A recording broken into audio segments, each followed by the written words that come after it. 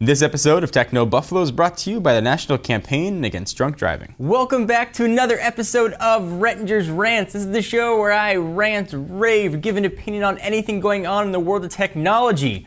Up this week in my crosshairs, we've got the Samsung versus Apple court case. I want to break down why I think this is actually a good thing for Samsung. Let's get ranting. If you follow the world of technology, you've undoubtedly heard about the Samsung-Apple court case that's been going on for years. The verdict is finally in, and Samsung owes Apple $1 billion-ish. That number has potential to double or possibly triple, depending on what the judge decides. But of course, Samsung has the option to appeal, but that's not the point of this video.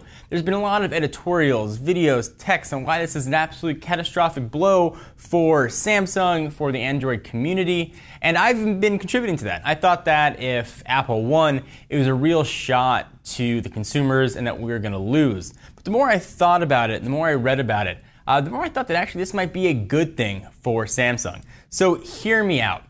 First, I want to cite Robert Scoble. He's an Apple pundit, which actually he was the first one that sort of started talking about this idea, and it sort of made sense to me. So the notion is that over the past 3-5 years, Samsung has been able to essentially steal, according to the courts, Apple's designs, R&D to make devices. Now, in that process, Samsung has become the #2 most profitable mobile phone manufacturer in the market. Now, keep in mind, though, that all these phones that were cited that Samsung violated were older generation phones from 3-ish years ago. These weren't the Galaxy S3, these weren't the Galaxy Nexus devices of today. The reason those weren't included is these court cases take a long time to build to finally get into a jury. So by the time Apple filed their complaints years ago, those are the phones that were out. So if Apple wanted to file a suit now against the Galaxy S3, by the time it got to a jury, we'd probably be on the Galaxy S5. When Apple makes a product, they have to spend millions and millions of dollars to figure out how a design looks and feels, what it looks like when you pick it up, what it feels like. Samsung was able to be, let's say, heavily influenced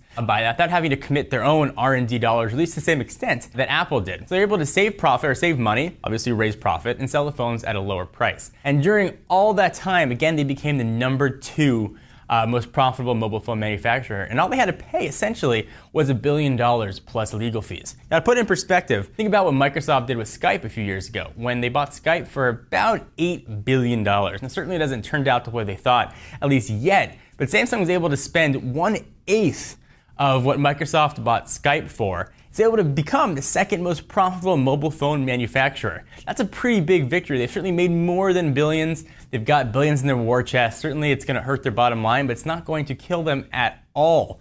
I'm sure if someone told Samsung, listen, for $1 billion, you eventually can buy all of Apple's patents, they would have jumped up the opportunity. And essentially, that's kind of what they did. Whether or not, Apple should have issued those patents is another argument, but Apple does have those patents, and they do have the right to defend them, regardless of what you or I think about it. I think the bigger issue here, and this is a topic for another video, is a very broken patent system in the US. Samsung clearly violated them, but in doing so and kind of skirting the law, they were able to really maximize their profits and really only pay a very minimal fine.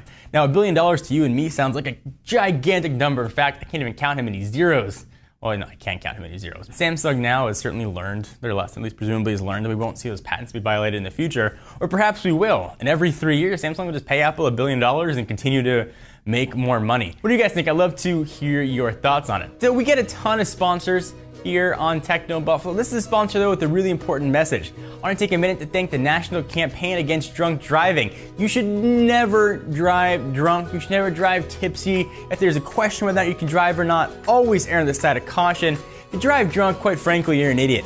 Don't do it. It's not worth it. It's not worth injuring yourself, your passenger, somebody else on the road, a child, a father, a mother, a brother, a sister. It's never worth the risk. Call a cab, sleep it off, whatever you gotta do. Don't get anywhere near a car if you've had anything to drink. Did you guys know that impaired driving is actually one of America's deadliest crimes? In 2010, more than 10,000 people died in car crashes in which a driver or motorcycle rider was at or over the legal blood alcohol limit of 0.08. Too many Americans die needlessly in car crashes that likely could have been prevented if alcohol wasn't involved. Moral being, don't drive drunk. Be smart about it. That's a really good message and one I think everybody should listen to. So what do you guys think about the Apple versus Samsung case? Do you agree with me? Am I way off base? I want to hear what you have to say. Thank you guys for checking this video out. For all your latest tech news, be sure to check us out at technobuffalo.com for news, rumors, editorials, videos, hands-on, anything that you could think of from the wide world of technology. I'm Rettinger. See you in the next video.